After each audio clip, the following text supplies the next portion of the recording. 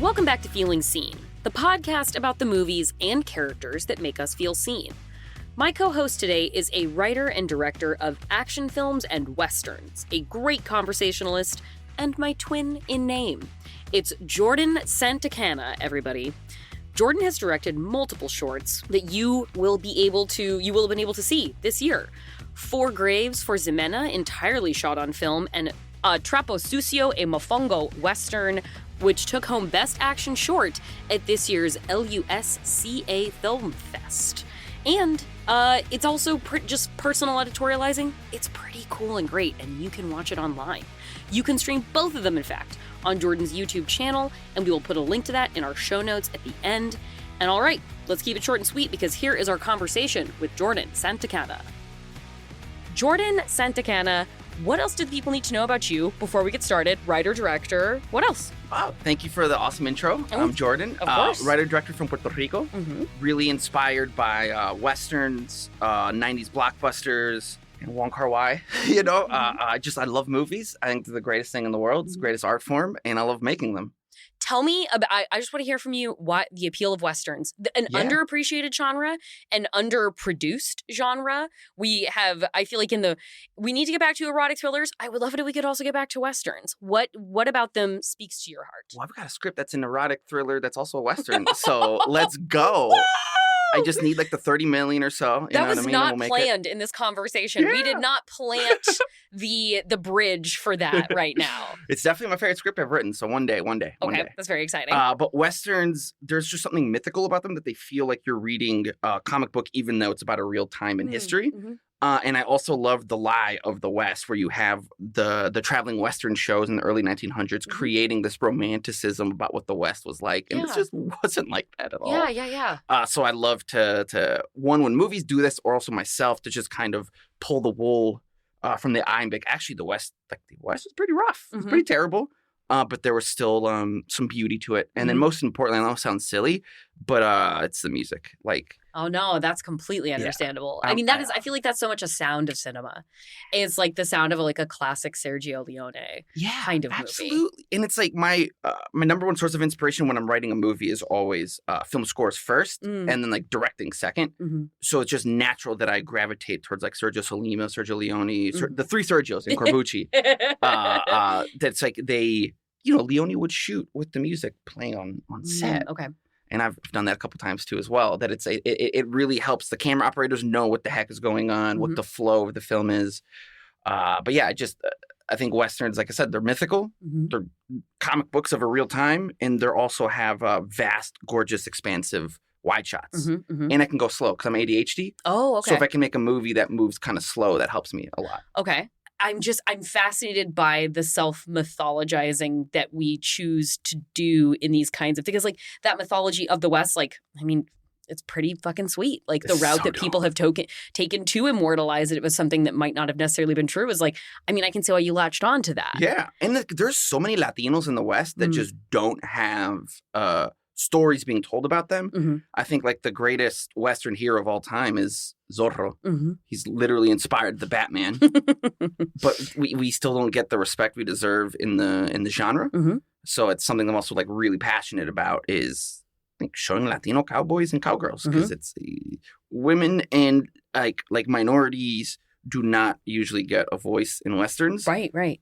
Even like Unforgiven, which is probably like the best written Western of all time, is one of the few that I can think of where the women have like actual agency. Yeah, and I feel like if you get women in Westerns, you get like movies that I extremely enjoy, but like The Quick and the Dead and like Bad Girls with Madeline Stowe. But then this is also, I think, a great segue into what you were saying about Latinos in Westerns. Spy Kids. Love Spy Kids. Tell me about, this is the movie that you brought to discuss today. What was your initial exposure to Spy Kids? I saw it in the theaters when it came out. 2001, I believe? Yeah. Okay. And it's one of those things where I was trying to decide, like, what is the film that I first felt true Latino representation? Obviously, you can say The Mask of Zorro, but in reality, there actually isn't that many Latinos in it in comparison to Spy Kids. A lot of The Mask of Zorro is either a Spaniard playing a Mexican or a bunch of white dudes and white women. And it's like, I fucking love the movie. It's one of my favorite movies of all time. But where I truly felt like, oh, that's my family, is in Spy Kids. Because you have the Latino family. You have the culture like ingrained within the music, right, ingrained within the production design, even the colors of the film.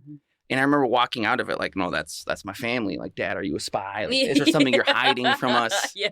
And it meant the world to me. And it's like, oh, they're speaking Spanish. And it's actually kind of a superpower because she can unlock a super secret door by just saying her full Spanish name, which is something that sometimes people are like embarrassed by. That's a safe house? Looks more like an outhouse. Your name? Carmen Cortez? Your full name, please. I don't use my full name, it's too long. Your full name, please. Carmen Elizabeth Juanita Ecosca Brava Cortez. My name's a passcode?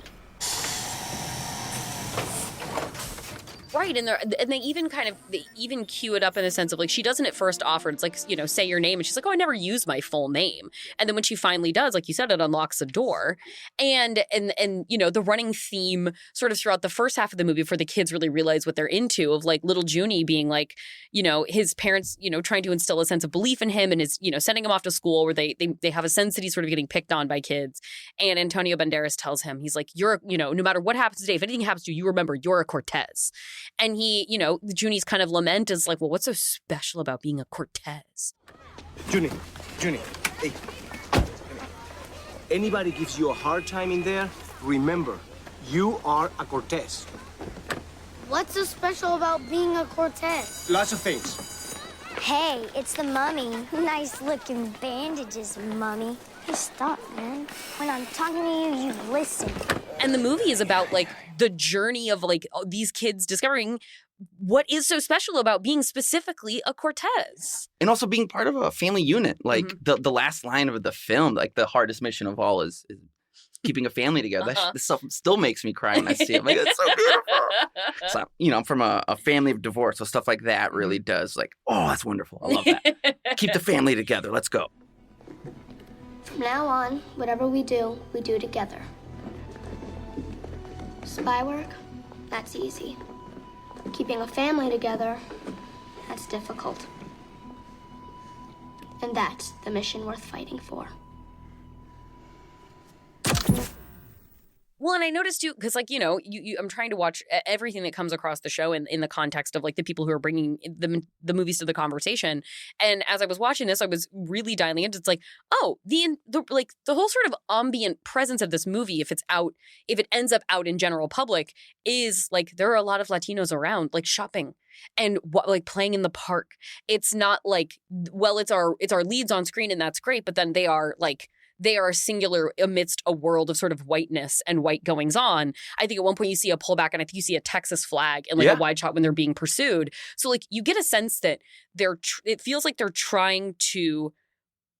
Robert Rodriguez is intentionally trying to create this world to the like literal geographical context in which it exists and like where this family would actually exist, like where they would move and raise their children and be around folks that would share a community with them instead of just, as we have seen so many times, just being dropped into a white community and being like in an assimilationist setting. Absolutely. I think the scene that really sticks out to me is the little kid screaming in Spanish, I want a pair of those. Yeah. And like, that's like, oh, sick. I remember Rodriguez was talking about it in an interview where the studio was pushing back about it being such a Latino lead. Really? With the family. And like me hearing that makes no sense because you look at a film like The Godfather, I'm not Italian, but we all connected to it. Right, yeah. I don't understand why white people wouldn't be able to connect to Latinos. Yeah. And of course, the box office proved they can. Yeah, Like, the let's box office go. and every list ever made after about like what was the greatest movie of all time. And then like, and Spy Kids is a huge franchise. Like they brought back Spy Kids in the past couple of years. I haven't watched the new ones. Me But neither. I'm just not in the demographic anymore. But like the fact that it, like I my wife is younger than me, and that comes up frequently on this podcast because it's fun getting to like share the share and discovery of movies she hasn't caught before, and me like, you know, and her showing me touch points that were closer to her. But like this one, I was like, I'm gonna rewatch Spy Kids for work, and her friends were all like, oh, Spy Kids is sick. Like they were so excited that I was watching Spy Kids, and I was excited that I was watching Spy Kids, and I think this might be one of the most like cross-generational, like Gen Z to me movies that I have talked to them about. Like they were hyped that I was watching this movie. I saw a tweet that said Spy Kids was the Latinos version of Black Panther. Yeah. And like, this is so true. Wow. I never thought of it that way, but wow. We recently talked about Joy Luck Club on the show. Oh, nice. Like, we're really talking about community touch points lately. A thing that this movie being in 2001, I feel like you're getting these like 90s residuals of 90s weirdness, which is, obviously Robert Rodriguez is a guy who makes like, weird, interesting movies. And so watching this and seeing like the Fluglies, because Spy Kids is about like you have these two kids, the Cortez children. They are, seemingly they have a normal family with their beautiful parents, Carla Gugino and Antonio Banderas. They don't know their parents are spies. The spies get called into another mission, and it turns out it's a trap, and the kids have to become little spies in order to save their parents. And a plot within this is that part of the villain mastermind crew is Alan Cumming playing a TV host to a show called, I don't remember what the name of the show is, but Flug. His name is Flug. I think the Floops Fluglies. Floops Fluglies. And the Fluglies are these bizarre, like scary ass creatures that look like they could have been in the movie Freaks. Like circus kind of creations. Today we're very excited because today we have a new character. We found him snooping around the castle last night. I want you all to meet Donna White. Dad, when Flu makes a toy out of that one, I want it. They like speak in reverse English, so like what they say sounds like scary high pitched gibberish. But watching the Flooplies, I was like, this feels like a carryover from a time when we were still doing weird practical stuff in the 90s, right before, like, because you watch the digital effects in this, and it's positively heartwarming in its antiquatedness. and like, to me, that creates a sort of enduring charm for me, because I watch it and the effects are silly, but it also feels so intentionally silly and wacky that I don't feel like it dates the movie. I feel like it is a movie that exists in its own place and time. There's this sort of like uniqueness of like, no, it's just weird Spy Kids. Yeah. It's not like, oh yeah, that looks so ancient now. It's just like, no, it just looks like Spy Kids. It looks like Spy Kids. Yeah, I would say the first two fall in that category, and then 3 just feels very like mid 2000s. Yeah. Because just like a lot of the references are just very mid 2000s. Like, okay. It just didn't work for me as well. But Marvel loved it, as you can tell, because they've been ripping it off. Absolutely correct. Absolutely correct. I also loved, as far as like cross-cultural touchpoints go, I loved that me and the younger watchers all had a touchpoint for Danny Trejo. Yes. It's nice to know that Danny Trejo also transcends, and that he's also always looked 100. Always. Even in Heat, he looks like he's 100 years old. Even in Heat. And thank God, what an enduring icon. You saw counterintelligence stuff here? Come back with your parents. We can't. We need something fast that can get us here. Who are you? Carmen Elizabeth Juanita Ecosca Brava Cortez. Gregorio Cortez is our father. You were at his wedding. You will turn around. You will leave my shop. Because I never want to hear my brother's name mentioned again. You're our uncle? A real uncle? Because we already got a fake uncle. Gregorio Cortez is my younger brother. Tell me about, in terms of, because like you're into action, into Westerns. Where does a Spy Kids, watching this as a young person, seeing it in theaters, what does that do to activate the like eventual like genre filmmaker in you? So when I saw Spy Kids, I was already sneaking James Bond movies. I wasn't allowed to see them. Oh, okay. So I would just sneak them, go upstairs, watch them. Was it the inappropriate like double entendre? Was it the violence? What was James Bond off the table for? I think it was just the violence, because I was too young to understand like the double entendre. Okay, got it. Yeah. And because of that, I made action films when I was a kid, because my mom was like, "You're not allowed to watch action movies." Like, cool, I'll just make them then. Like, got it. Great fix. But Spy Kids was awesome because it had pretty sick action. It had a cool boat chase, a jetpack chase, and all these things. But I was allowed to see it Mm-hmm. and watch it with my parents and not worry, like, are they going to shut it off Yeah. at any minute? It wasn't one that activated truly like how I do action. I would say Desperado a few years later. I was going to say Desperado was another one that because I was too young to see Desperado when it came out naturally. But I saw Desperado a little bit after Spy Kids, and shooting what is it, like missiles out of a guitar case. Like sick. I didn't know you could do that. I'm in 100% in. Yeah, Antonio Banderas down in that like lunge squat position, shooting missiles out of his guitar case. Sick. Tell me about Antonio Banderas. These are 2 touch points, both with Antonio Banderas. Yeah, that's a good point. He is. Look, when I was a kid, Zorro, he was eventually Zorro. Yeah. No, he cast by Robert Rodriguez for Zorro. Uh-huh. There's a great interview if you watch Jon Stewart, Robert Rodriguez, early '90s. This is before Daily Show, and Rodriguez is pitching to him his version of Zorro, what he's going to do. And at the time, they had Salma and Antonio together. Okay.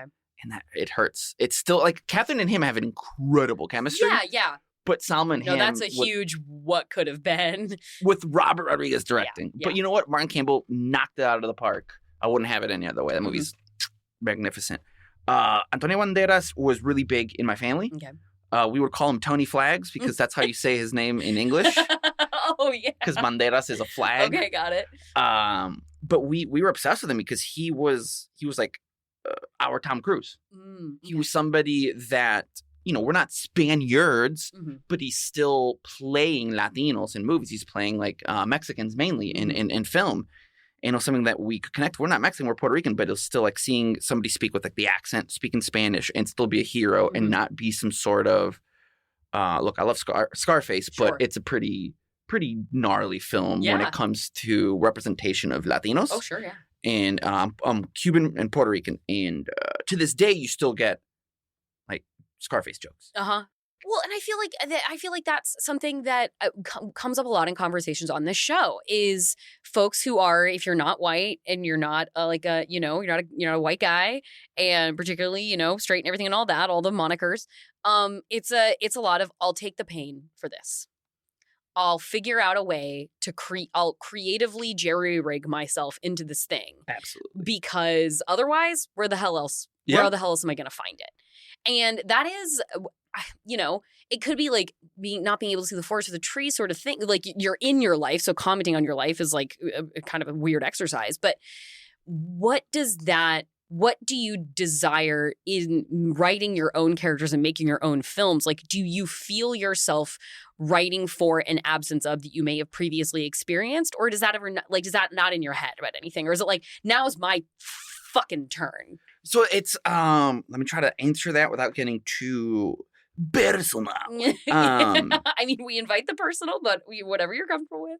Well, just hope my mom doesn't listen to this. No, I always, film gives us a lot of great father figures to look up to, but I didn't have any mother figures to look up to because they're all sexualized. Okay. So it's like, because of that, I always had a desire for children in my position growing up that they would have liked a dope mother figure on camera. Sure. I'd like to give that to them. To give them like a non-sexualized female lead that they can just like, oh, they've got wonderful ideals that I can attach. Like a female Obi-Wan, a female Gandalf. Right, yeah. Even a female Bond, but I guess that's a bad example. Like a female Ethan Hunt. Sure, that's sure, a better sure. example. Yes, yeah. I completely see what you're saying on that. Yeah. And it's not to say that I don't want to do sexy movies because I do still, certain scripts of mine are sexy. You're making an erotic thriller western. Exactly. So yes. certain ones are sexy and certain ones are meant for like a PG-13 audience. Yeah.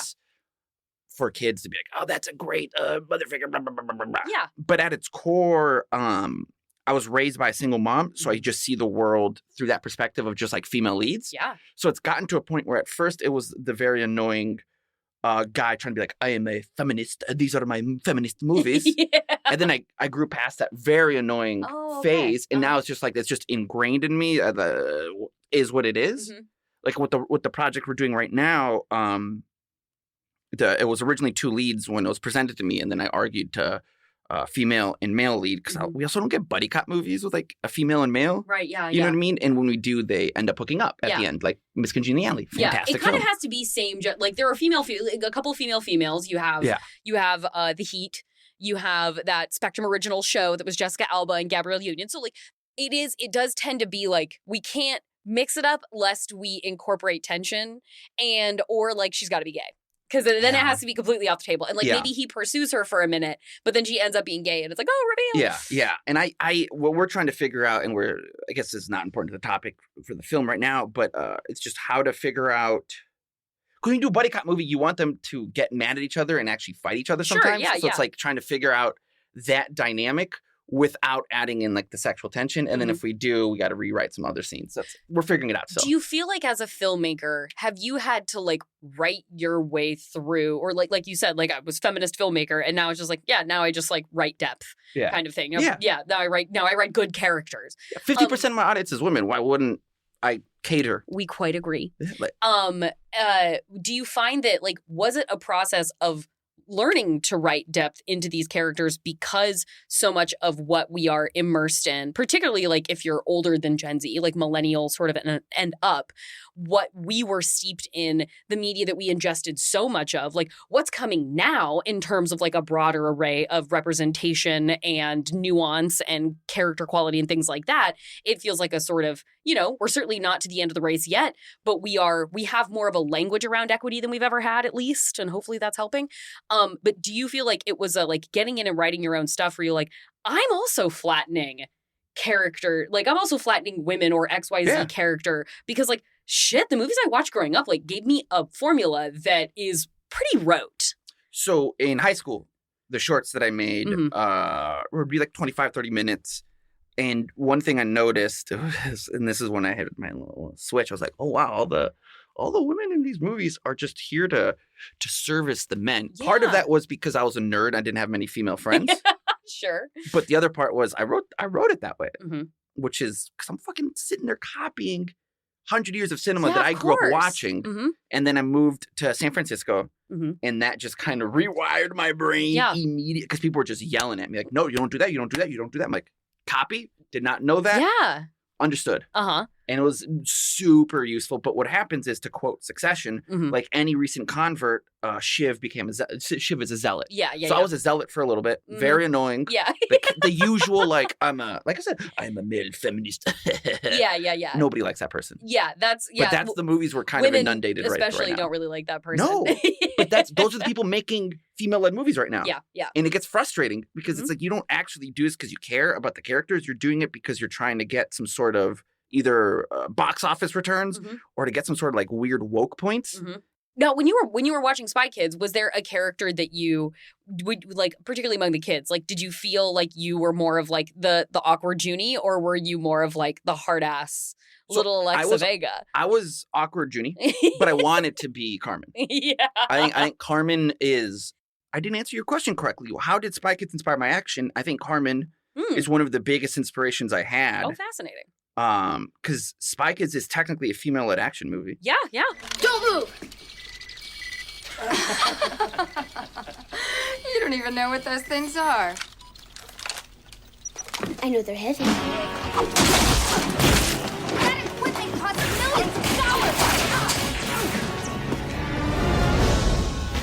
That brain's the only thing keeping Mom and Dad from being zapped! Stop her! She really rewired my brain of like what's possible with female-led action movies. And it's something that, you revisit it a little later and like, oh, wow, that's why. Like the reason why I'm so obsessed with Westerns, why I got into them when I was 5 was Woody in Toy Story. Oh, I was like, well, this guy and these cowboys, that's cool. Let's see more of these cowboy movies. And now I'm here. And you grew up in Puerto Rico, or did you grow up here in the States? Half. Yeah. Okay. And what were the movies that you were watching that were like making it to watching in Puerto Rico? What was the export there, or was it just kind of? No, was just it watch it, but with like the English dub over it. Oh, okay. You know what I mean? Which was always we'd make fun of it. Yeah. It's so bad, so funny. But there are certain ones where the dub is better. For example, Simpsons in Spanish is better. Oh, okay. Shrek in Spanish is infinitely better by like a very large margin. Why? The dub is funnier. That's I don't know. So like, there are really good dubs. There's this guy in Spain. I forgot his name, but he did the dub for Marriage Story, and it's a dub that a lot of people talk about because in the fight with Adam Driver, the guy also broke his voice doing the dub. Like he went really into that fight, and you can hear it cracking, and it's they really, like, Spanish dubs are fantastic. But sometimes, you know, let's say in the late 90s and early 2000s, they, funny. Not anymore as much, but they were pretty funny. Hey, psst. The eagle has landed, and we aren't going anywhere. We will be right back with Jordan Santacana on the edginess of Spy Kids. And then I will have one quick thing before I go about the cool, awesome new show Cross that is streaming on Prime. And if you Reacher fans are hungry for more crime solving from a hugely muscled man, you are in luck just like I am. So stick around at the end for a little bit of crosstalk.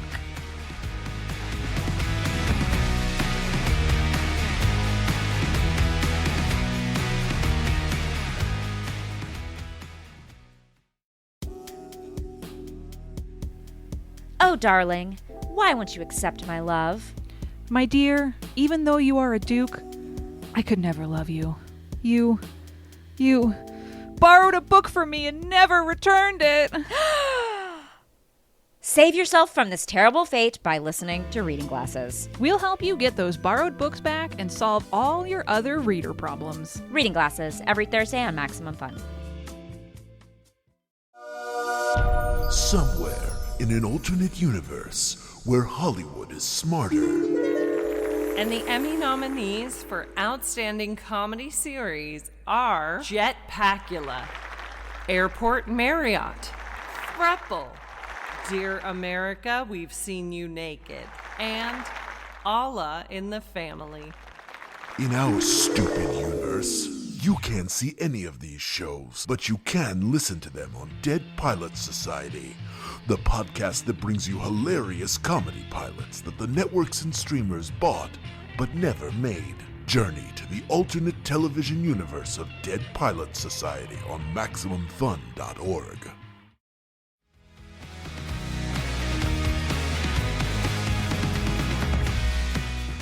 And talking, and you mentioned about like we were on the topic of like, all right, I'll swallow the poison pill of a couple of these things because I want to take these parts, like the value of it. Do you find that, like, I feel like I love 90s action so much, and then you watch it and like the weird like niche trope of like the white Japanophile paired with a lead of color? Like like Showdown in Little Tokyo, when you have like Dolph Lundgren as like the samurai devotee, and he's like telling Brandon Lee like how to be more Asian. Like he's like the link to the Asian community in Los Angeles that Brandon Lee is not, and not that's like the character of Brandon Lee's job, but it's like you watch things and it's like this is such a problem, but you watch it and it's.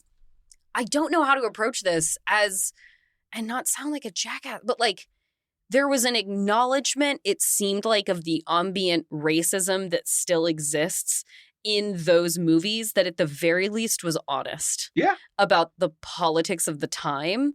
And I feel like as we've advanced in equity, there's also an inclination toward like a nice washing of like a United Colors of Benetton, like we're all linked together in this, when it's like, no, the ambient race is like, you said you still get fucking Scarface jokes.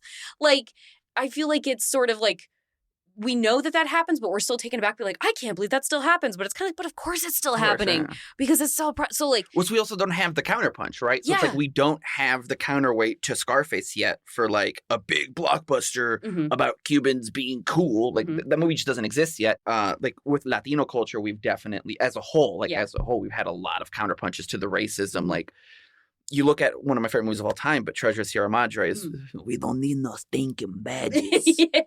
But now we have the counterpunch to reference it for the 500th time. Zorro. No, that's what I think. I you know, me and queer friends who, you know, talk about like it is really shitty when stereotyping strips something from your community that isn't bad. But because it is isolated and played over and over again as a singularly defining trope, it becomes hard to like celebrate the impetus or foundation of that trope. Because I love cocaine. Because I love cocaine. Because then the stigma becomes the prevailing sentiment about the trope, where like, you know, the sassy gay friend. It's like, in truth, I have many sassy gay friends. And they are not sad stereotypes of people. They are not people who lack dimension. They are proudly outlandish. They are proudly big and bright and bold and loud. And they proudly take up so much space. But what negative stereotyping strips from us is the fun of people from our own communities. And I feel like pushback is happening now, like you said, that punchback, where it's like being able to put things that had been tilted toward the pejorative because of their exploitation as overused negative trope, and now being like, but what if queer people make their own stuff in which they get to put queer stereotypes? It's actually just fun and a part of the texture of our community as queer people. Absolutely. Watching, I feel like Spy Kids has this quality to it because of its like intense wackiness and weirdness. There is an edge about it that where like it's clearly a kids movie. There's so much like kids movies like before, I would say like the mid 2000s especially, like they had a harder edge to them. Agreed. And I feel like this movie draws on the influence of those kids movies with sharper edges, where it was like, hey, you guys, like we're watching Return to Oz right now, kind of. And my children should have every right to be afraid of what they're seeing. Absolutely. Like thumb people running around. But to even add to that, remember The Titans is a film that was like PG. Yeah. And taught kids about racism and taught them things that I'll tell you after that I was not aware was like there's like a scene in the film where he gives a banana to Denzel, and my mom had explained to me what that meant because I was like 5 years old. Yeah. That movie would not be PG today. It would probably be like PG-13 or R. Yeah, that's true.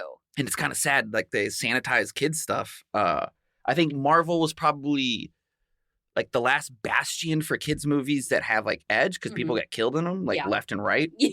Left and right. Especially the Guardians movies are like sick. Those are movies that if I was like 7, I would be like, I'm not allowed to watch this. I love it. I remember when those Lion, the Witch, and the Wardrobe live action movies were coming out, and like there was, I think it was like the Prince Caspian one, like the third one in the like the trilogy that they did, and there is a epic battle in that movie, and I was like, how is this PG-13? Like there are people being murdered, like kids are being killed in this movie, but it was like, I mean, as long as I guess no one's having sex, then it can stay PG-13. I guess, yeah. Even Lord of the Rings. Yeah. That movie, I was watching it like at 6. Like a war trilogy? Jesus. So cool. A thing that that I wanted to bring up that you brought up earlier, like talking about score and how important that is to you. How involved then how do you think of score in a movie? In the sense of like, I once asked John Carpenter what he thought about this, and he said that he thinks of score as the carpeting in the house. Like if a movie is the house, the score is the carpeting throughout the rooms. How do you, is it a character? Should it be something that's at the forefront that people are really noticing for you? Or is it like a character in the background? Okay, so I get into debates a lot when people say that score should be invisible. I tell them to go fuck themselves. Okay. A score should be the most visible part of your movie. It's how they were until maybe 15, 20 years ago. Now we're getting a lot of soundscapey, like kind of music. And like, stop this. Just stop. Get the orchestras back in here. Open them back up. For Trapo Sucio, we went to Budapest to get a 42-piece orchestra because it's like music is very, very important to me because the thing that music does is you walk out of the film, you put on the soundtrack, and it makes you think about the movie longer, and it makes you rewatch the movie. Right. On the way here, I was listening to the soundtrack for Heat. Oh, okay. I watched it 2 times this week already, and I'm like, I'm gonna have to watch it a 3rd time. And that's the power of a soundtrack. But to answer your question, it's a character. I think that it's one of the main characters of a film, at least when I'm operating it. And I think that Carpenter is also a really good example of that because if you take out the score for Escape from New York, the movie's it's still great, but it's not nearly as great as it is with the score. Sergio Leone is another great example. You take out Ennio Morricone's score, what the fuck are you watching? You watch like a Corbucci movie without Riz Ortolani, you're like, what? So I think it's... Look at this assembly cut. It's like 50% of the movie for me. It's where I spend usually the most time on. In post. I asked John Carpenter what score he still likes the most of his, and he actually said the one he thinks is the best is Big Trouble in Little China. Sick. Which that being one of my favorite movies of all time, I was really happy to hear. That's great. Yeah. He was like, I think I did the most interesting stuff in that. He's like, I listened to that now, and I'm like, yeah, I really did some cool stuff on that one. He's like, I'm kind of tired of all the other ones, but that one I'm still proud of. You could tell by the third David Gordon green Halloween picture that he got really experimental with the score. And there's this one piece, because he got bored of Halloween. And there's this one piece called The Procession. It's absolutely magnificent.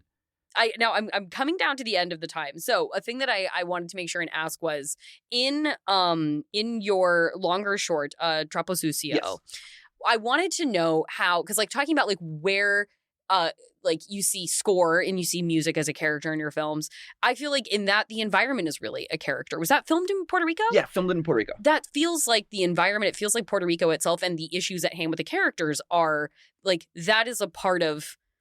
It's not in the background. It's very much at the forefront. And so I wanted to hear where do you want Puerto Rico to fit as a character in your films? So I want the locations of all of my films to be like one of the main characters, if that makes sense. With Puerto Rico, it's been in a good way shot to death by a million people. Okay. But a lot of those folks are people like Michael Bay that aren't actually from the island. Sure, yeah. Or folks like Justin Lin that aren't from the island. But they bring in a lot of jobs. And a lot of training, so there's nothing against them at all. Yeah, it's fantastic stuff. You go on set today in PR, and you're going to meet somebody who either worked on Fast Five or Bad Boys 2. Wow, okay. And it trained a lot of our industry. It's a beautiful fucking thing.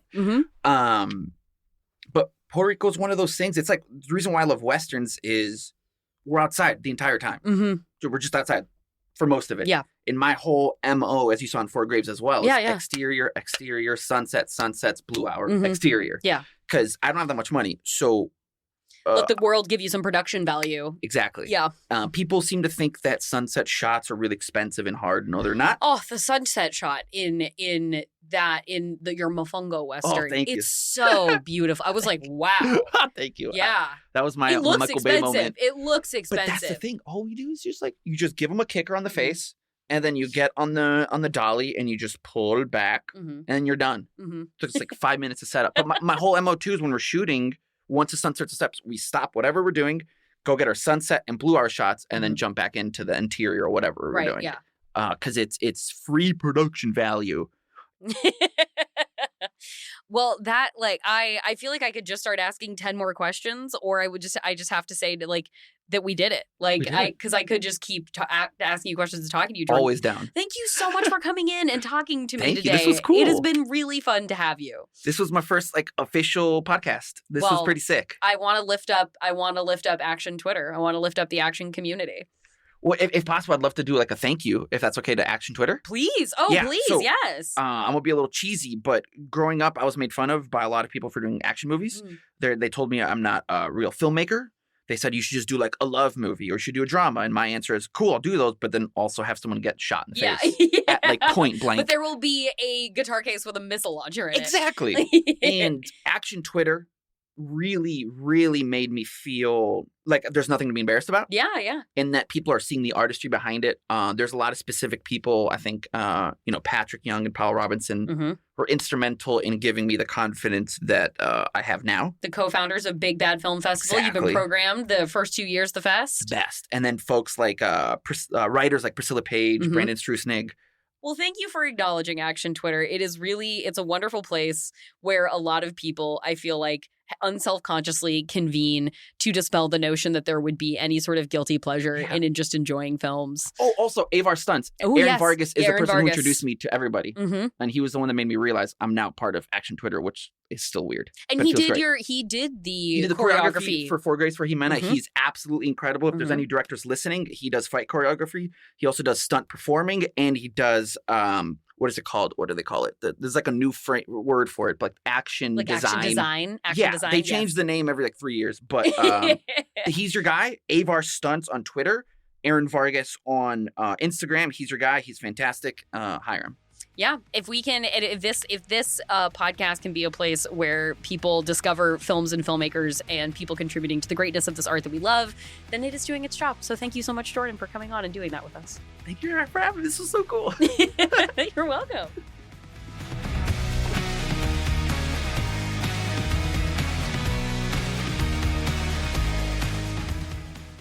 Thank you again to Jordan Santacana. I'm Team Jordan. I am so excited to see where he's going as a filmmaker. You can watch Four Graves for Ximena and a Mofongo Western right now They're really cool. They're both really different too. So you get a chance to see some of the range of what he brings to the table as a filmmaker. And that is very exciting to be able to check out across a couple of shorts. And now, that one quick thing before I go. Have you been longing since the conclusion of Reacher Season 2? We know he's coming back for a Season 3. The As Vice Victus of the Action for Everyone pod says, the Vanilla Gorilla Tyrannosaurus Flex, Alan Ritchson as Reacher, the former military police officer who is now righting the wrongs of the citizen world. Do you miss that show? I miss that show a lot, which is why the new show, Cross, starring and executive produced by Aldous Hodge, is really hitting that sweet spot for me right now. It is also a criminal, perhaps criminal procedural. There's only one season so far. If there are more, I'm wondering if it's going to be like a sort of crime of the week situation. We get a new crime we focus on each time it comes around. Right now, it's the kind of crime that's happening in Cross, if you like Reacher, but you also like a little bit of darker stuff, a little bit more screwed up stuff. It is a show based on the Alex Cross books by James Patterson, and the murderer du jour in season 1 of Cross, he's a total freak. He's a total freak, and he does super messed up stuff, and weird bad things happen to people. Aldous Hodge is an excellently intense and charming, charismatic lead. He's like an American Sherlock figure who has remarkable powers of deduction. He is a psychiatrist PhD who is also a cop in the DC metro area. His co-star as his partner, his partner on the force, is played by Isaiah Mustafa, who the world might know very popularly as the Old Spice guy. And there is a great joke about how he smells of Old Spice in the show. And look, that's the kind of I'm generally anti-Easter egg. That is the kind of Easter egg. That is the kind of, if you know, you know, I can really get down with. Yeah, it's crime. It's murder. It's investigations. It's, it brings back to that feeling of watching a 90s thriller, and I really appreciate it for that. There have been a couple twists where I have been like, no, you did not. I did not see that coming, which is totally exciting. And yeah, every television season, every season of the year, I should really be given an 8 to 10 episode crime-solving show where a very big, handsome man does that solving of crimes with an ensemble of other crime solvers around him who I can really come to love and appreciate. And that is our show, is me stumping for more shows like Cross and Reacher, eponymous crime solver muscle man shows. You can follow us on Instagram and Twitter at FeelingSeenPod, or send us an email at feelingseen@MaximumFun.org. If you want to follow me, I'm Jor Crew on Twitter and, lately, Blue Sky. We are on where the skies are blue. It is the same in both places, JORCRU. Our theme music is by Andrew Epen. The show is produced by Daniel Huesias. Our senior producers are Kevin Ferguson and Laura Swisher. And this is a production, as always, of Maximum Fun.